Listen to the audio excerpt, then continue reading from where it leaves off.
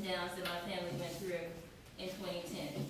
The year started off great. Towards the end of the year, we were expecting 3 new additions to our family. My sister and her husband were having their 3rd child, a little girl. Me and my husband were having our 2nd child, a little girl. And my brother was having his 1st son. That was it, to be due in December. Everyone excited. I remember my mom, I think she was the most excited. She was excited because she was like, she was going shopping for triplets. And she liked shopping. She's a shopaholic. Okay, so Samaya was born in September. When October came around, so did Nadia. Christmas Eve rolled around. I was at work. My brother called, telling me his baby boy was just born. I was so excited, but I couldn't take a break to go up and see him yet. An hour or so had passed. My brother called again, saying that I couldn't come to visit yet because my nephew was just rushed to the NICU. My heart just started pounding, and I was like a nervous wreck, and I was hysterical and crying, and nobody knew what happened. I didn't have any information. All I could think about was what was going on, and immediately I just started praying. I was like, oh my God, what are we going to do? Within a matter of hours, my nephew would be getting prepped for surgery. He was due to be placed on an ECMO machine, which is it's basically like a heart and lung machine. His lungs weren't working. He didn't take his first breath. Like babies, they're supposed to take their first breath, and he didn't take his. And also he had like an enlarged heart, so he was experiencing pulmonary hypertension. So our hearts were heavy at this point. All we could do was pray for a miracle and let the doctors and the staff do their job. Everyday miracles happen, just like also everyday medical advances are made. And the purpose of this speech is to inform you guys about the advances that have been made in the field of medicine using life-saving equipment such as the ECMO machine. So it says, what is ECMO? And like I said before, it's similar to heart and lung machines. It's basically, your heart and your lungs, they work together. You get your lungs filter your blood. That's where you get your oxygen, and then it goes back into your aorta. And so that's what this machine does. It filters your blood, and then it gets back warm, and then it goes back through your artery, and that's how it gets distributed throughout the body. And it allows your heart, because your heart doesn't stop, but it's allowing your heart to rest and to recuperate, and also allow your lungs to rest and recuperate.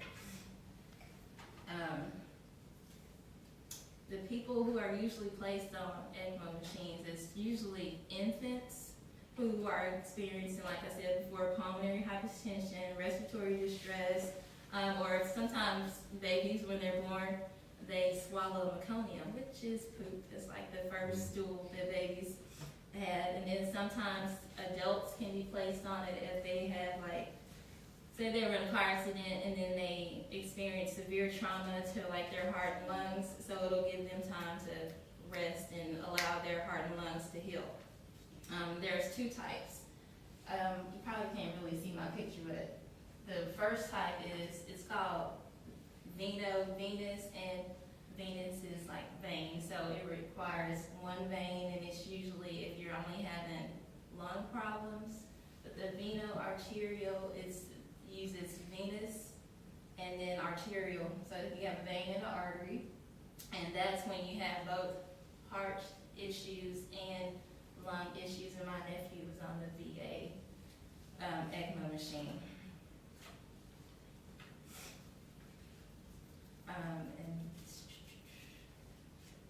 And it's usually performed by a surgeon and like his team, and it's done by the bedside. And I remember my nephew right before we went to go visit him, and then they had the surgery right there in the NICU. They were just off to the side in the corner.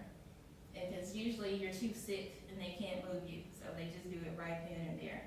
And what they do is you have your carotid artery and then your jugular vein, and that's what the arterial one is, your carotid artery, and they mark it. They have like these red things that they mark it with, and then there's the blue one.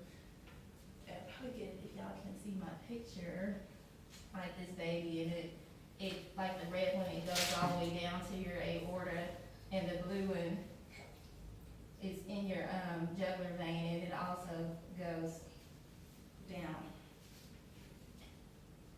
And this is another picture. It's like I remember in my nephew's room, there's like a whole wall. It's all these machines, and you should hear I can't really describe the noise, but that's what it looks like if you can see it. And they have 24-hour support for them. They always have a doctor around the clock, because there's some pretty sick babies, and they're knocked out.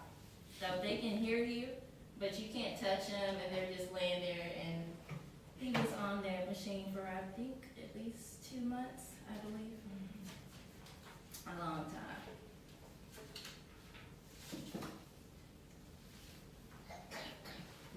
And the risks that are included with, like, they could bleed to death, because they usually put the babies on heparin, which is a blood thinner, and they put them on heparin in order to prevent blood clots that could also happen, which could in turn cause them to have a stroke.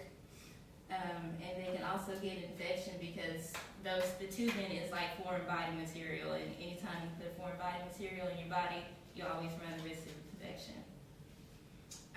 So to conclude, I would like to say, by the grace of God, my nephew will be turning 3 this December, after they told us that he wasn't to live another day. He's a tough kid. He got off to a rocky start, but with prayer and life-changing medical procedures, he's still with us today. Medicine is changing every day.